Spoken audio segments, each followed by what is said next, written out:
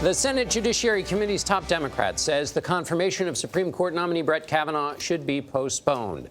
Senator Dianne Feinstein's request comes after the New Yorker published a woman's claim that Kavanaugh exposed himself to her during a drunken college party. Deborah Ramirez acknowledged there are significant gaps in her memories of the evening, but is confident Kavanaugh was there. In a statement, Kavanaugh says this alleged event from 35 years ago did not happen. This is a smear, plain and simple.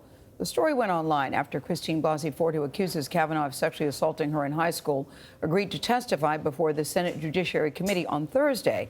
Kavanaugh also denies Ford's allegations. The New Yorker's chief Washington correspondent Jane Mayer co-wrote yesterday's article about Kavanaugh's new accuser with Ronan Farrow. She joins us now from Washington. Good morning, Jane. Hi, how are you? Good. Read through your entire story. The New Yorker admits that they were unable to confirm with other eyewitnesses that Kavanaugh was even present at this party. Why did you print this story?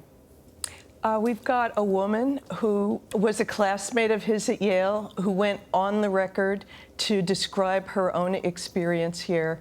And when we started to do more reporting on it, we found another classmate who remembers hearing about it that night or the next day.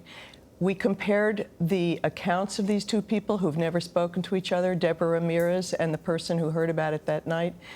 They were identical. They have all the same details, same location. It seemed that there was something to this. We started checking further, and we found classmates had been talking about this for weeks and months. Since July, there have been an email chain of Yale classmates of Kavanaugh talking about, will this thing come out, long before Christine Blasey Ford came forward. So we felt, the public ought to know about this. The woman wants to talk. We felt this was important. Did she want to talk, or she only talked after being contacted by the New Yorker? She spoke. She didn't initiate this. We got in touch with her. She thought it over for 6 days as she sort of searched her memories to try to make sure she was confident of it. And when she felt she was, and she retained an attorney, she said she wanted to talk to us and tell her story. And what she's saying is quite forthright, that she was inebriated that night, as she says was Kavanaugh and the other kids. They were freshmen at Yale. And she's saying that she thinks the FBI needs to come in and investigate this. And she says, Jane, that there are gaps in her memory. Are you okay with her story, knowing she said that I was very drunk that night and there are big gaps in my memory? You know, the story is very transparent about what she does and doesn't remember.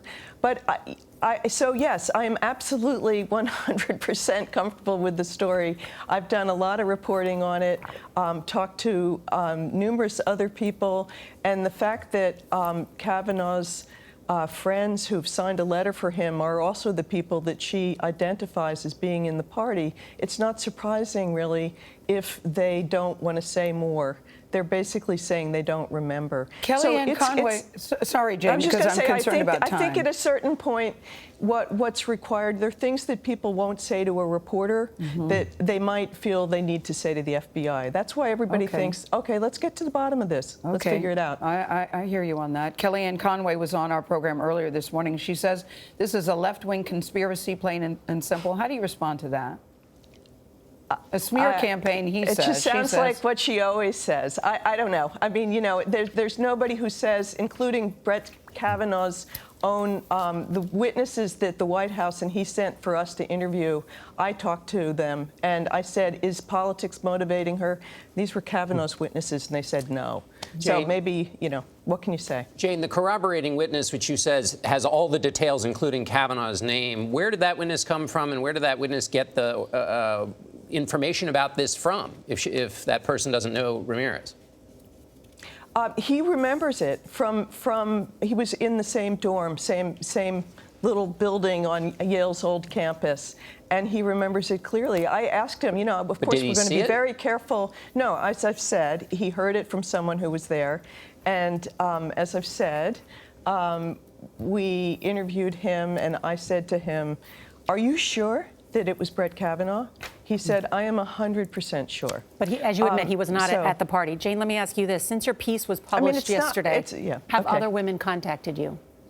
I barely had a minute to No, I haven't heard from anybody else. I've heard from somebody else at Yale who's identified the other people at the party and says that they were there. But I haven't had a chance to follow up yet. Thank you. Okay. I all don't right. think it's a woman.